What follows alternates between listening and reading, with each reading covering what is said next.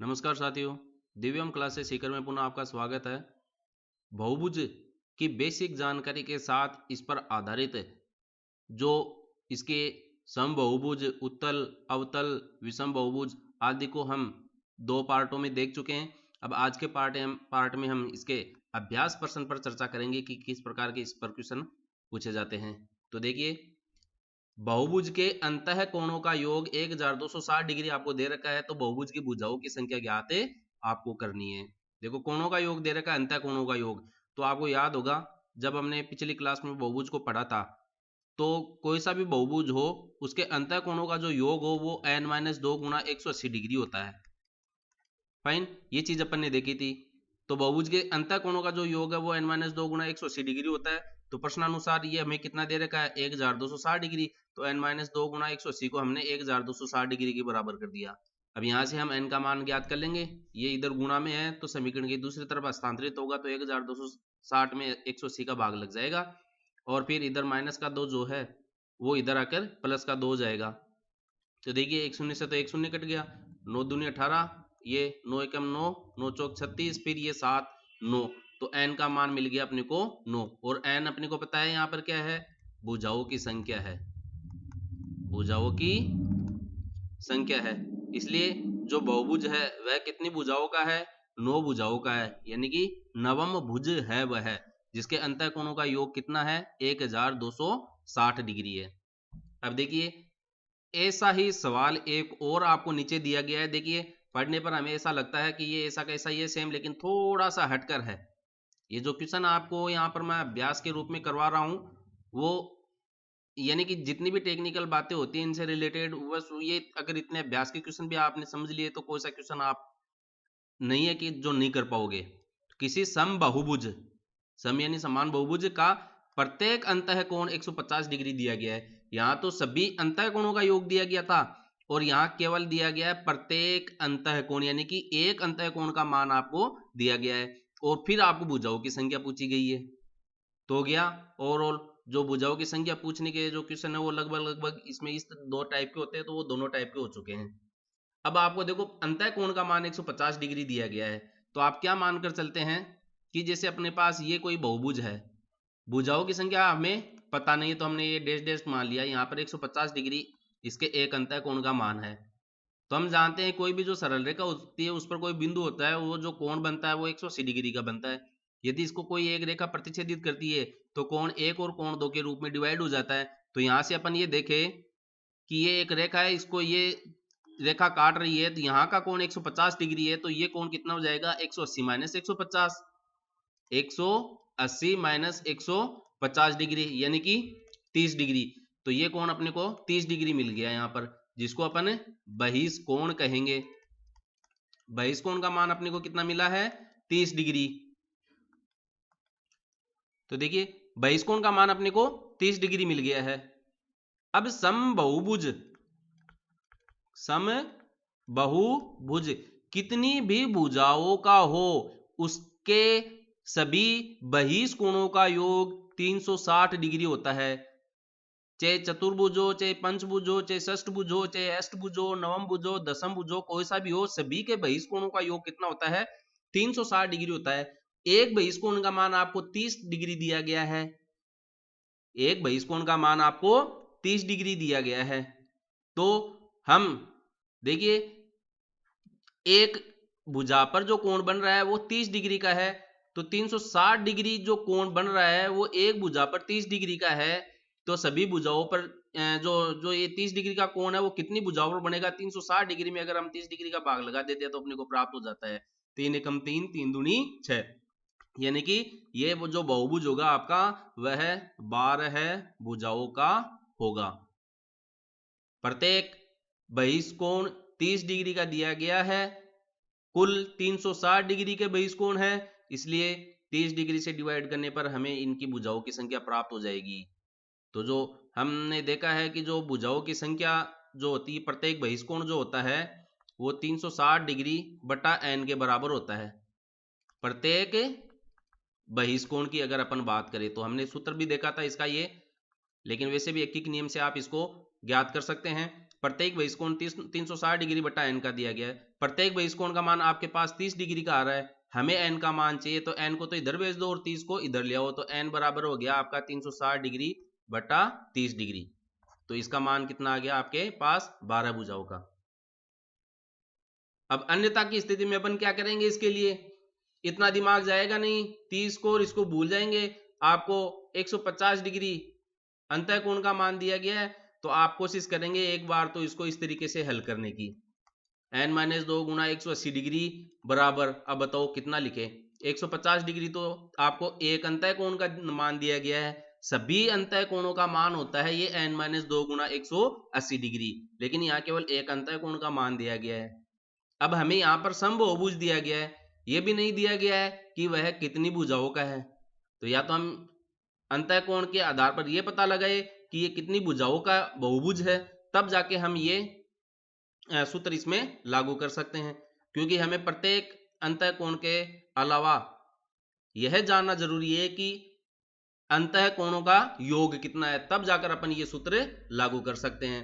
तो इस स्थिति में ये तो कैंसिल हो गया, इसलिए फिर हम इस बहिष्कोण की सहायता से इसकी भुजाओं की संख्या ज्ञात कर सकते हैं। तो दोनों तरीके आगे, जब अंतःकोणों का योग दिया गया है तब भुजाओं की संख्या ज्ञात करना, और जब बहिष्कोण अगर अपने पास हो तब हम भुजाओं की संख्या, दोनों ही तरीके से ज्ञात कर सकते हैं। अंतःकोण का मान दिया गया हो, यानी कि सभी अंतःकोणों का योग दिया गया हो, तो हम भुजाओं की संख्या ज्ञात कर सकते हैं। और अंतःकोणों का योग नहीं दिया गया हो, केवल एक अंतःकोण का मान दिया गया है या बहिष्कोण का मान दिया गया है, तब भी हम भुजाओं की संख्या ज्ञात कर सकते हैं। अब अगला क्वेश्चन देखिए अपना क्या है, निम्न कथनों में बहुभुज के लिए कौन कौन से कथन सत्य सत्य सत्य को अपने को यहाँ पर फाइंड करना है। तो देखिए सबसे पहले क्या है, सम पंचभुज, देखिए नाम दे दिया गया है पंचभुज, यानी कि 5 भुजाओं का यह बहुभुज होगा और समान भुजाएं होगी, का अंतःकोण सम 10 भुज के बाह्य कोण का 3 गुना है। ये देख लीजिए, अब आप इसमें पहले तो ज्ञात करो कि सम पंचभुज का अंतःकोण कितने डिग्री का होता है, और सम 10 भुज के बाह्य कोण का 3 गुना होता है। तो सम 10 भुज का बाह्य कोण पता करो और फिर उसको 3 से मल्टीप्लाई करो, क्या वह सम पंचभुज के अंतःकोण के बराबर प्राप्त होता है या नहीं। तो देखिए सम पंचभुज दे रखा है और अंतःकोणों का योग का सूत्र अपन जानते हैं, n-2 गुना 180 डिग्री होता है। n का मान हो गया यहाँ पर 5, तो 5 में से अपन 2 घटा देते हैं और 180 से गुणा कर देते हैं, तो 3 18 54 यानी कि 540 डिग्री। ये तो क्या है, अंतःकोणों का योग आया है, लेकिन ये क्या कर रहा है, अंतःकोण की बात कर रहा है केवल एक की। तो इसमें अपन 5 का भाग लगा देते हैं, तो 5 एकम 5, 4 में जाएगा नहीं, 0 40 108 डिग्री। एक कोण मिल गया अपने को सम पंचभुज का, यानी कि सम पंचभुज का अंतःकोण कितना है, 108 डिग्री है। यह सम 10 भुज के बाह्य कोण का 3 गुना है। तो सबसे पहले अब आप क्या करो, पता करो कि बाह्य कोण कितने डिग्री का है। तो सम 10 भुज के अंतःकोणों का योग पता कर लो आप, n-2 गुना 180, 10 है तो n का मान हो गया 10 - 2 गुना 180, तो ये हो गया 8 गुना 180। 180 को आप 8 से मल्टीप्लाई कर लीजिए, 64 6 8 6 1440। अब देखिए 1440 डिग्री तो अपने पास क्या है, अंतःकोणों का योग आया है। सम 10 भुज है, यानी कि 10 भुजाओं का यह बहुभुज है, इसलिए एक अंतःकोण का मान कितना हो जाएगा, इसको 10 से डिवाइड कर दीजिए, तो 144 डिग्री। यानी कि जो सम 10 भुज है वह अंतःकोण, एक अंतःकोण कितने डिग्री का रख रहा है, 144 डिग्री का रख रहा है। अब ये क्या कर रहा है, बाह्य कोण का 3 गुना है, तो बाह्य कोण के लिए अपन क्या करें, इस भुजा को आगे बढ़ाए और 144 को 180 में से माइनस कर दे, तो 10 में से 4 चला जाएगा 6, 7 में से 4 गया 3 और ये 0, 36 डिग्री। बाह्य कोण का 3 गुना, तो बाह्य कोण तो आया अपने पास 36 डिग्री, ये कोण कितना आया है 36 डिग्री। अब इसका 3 गुना, 36 18, 3 3 9 और 1 10, ये आया 108 डिग्री। सम 10 भुज के बाह्य कोण का 3 गुना, बाह्य कोण है 36 डिग्री, इसका 3 गुना किया तो 108 डिग्री, वह सम पंचभुज के अंतःकोण के बराबर होता है जो कि 108 डिग्री है, यानी कि 108 डिग्री बराबर 108 डिग्री। तो ये स्टेटमेंट क्या है, इसका सही है। अब अपन बात करते हैं समषटभुज के सभी अंतःकोणों का योग बाह्य कोणों के योग का 2 गुना होता है। समषष्ठभुज के सभी अंतः कोणों का योग। देखिए समषष्ठ, षष्ठ का मतलब हो गया यहाँ पर भुजाओं की संख्या आपको दी गई है 6 और अंतः कोणों का योग। तो सबसे पहले तो आप ये पता करें कि अंतः कोणों का योग कितना होगा। n-2 गुणा 180 डिग्री, भुजाओं की संख्या आपको 6 दी गई है, तो 6 - 2 गुणा 180 डिग्री, तो ये 4 गुणा 180, तो ये हो गया आपका 720 डिग्री। यानी कि समषष्ठभुज के सभी अंतः कोणों का योग हो गया है 720 डिग्री।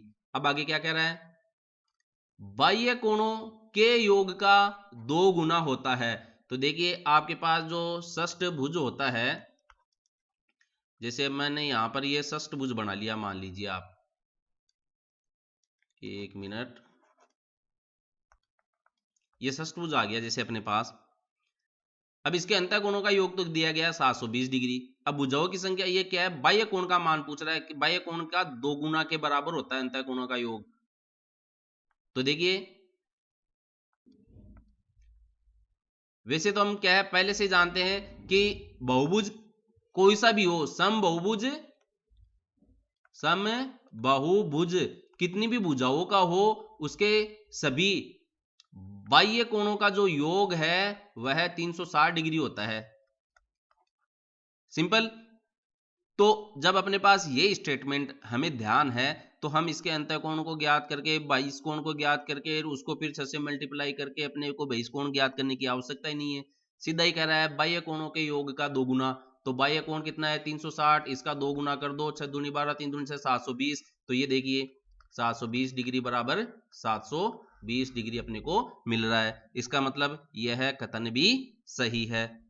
अब अपन बात करते हैं, ये कह रहा है n भुजाओं वाले बहुभुज के विकर्णों की संख्या। ये थोड़ा टाइपिंग मिस्टेक हो गई है। विकर्णों की संख्या n into n minus 1/2 minus n होती है, वास्तव में होती है। ये सूत्र हमने पूर्व में देखा है और इसके लिए हमने ये सूत्र भी देखा था कि विकर्णों की जो संख्या है, इसके लिए मैंने आपको 2 सूत्र बताए थे। एक सूत्र तो ये हो गया और एक आपका n इंटू n माइनस 3/2। देखिए ये दोनों सूत्र हमने पूर्व की क्लास में देख चुके हैं। ये रहे अपने n into n minus 1/2 minus n, तो विकर्णों की संख्या ये होती है। और एक दूसरा सूत्र मैंने आपको n इंटू n माइनस 3/2 के रूप में बताया था। तो कहने का मतलब इस उदाहरण के अंदर ये जो तीसरा स्टेटमेंट दिया गया, कथन दिया गया, वह भी पूर्णतः क्या है, सत्य है। अब टेलीग्राम के जो मेरा चैनल है दिव्यम क्लासेस सीकर के नाम से, उस पर अभ्यास के लिए आपको और भी अधिक प्रश्न उपलब्ध हो जाएंगे, उसके हल भी आपको उपलब्ध हो जाएंगे। तो आप अभ्यास करते रहिए, प्रैक्टिस करते रहिए। Always remember math is a game, play it with practice. Video अच्छा लगे लाइक करें, अपने दोस्तों में शेयर करें, सब्सक्राइब करें। धन्यवाद।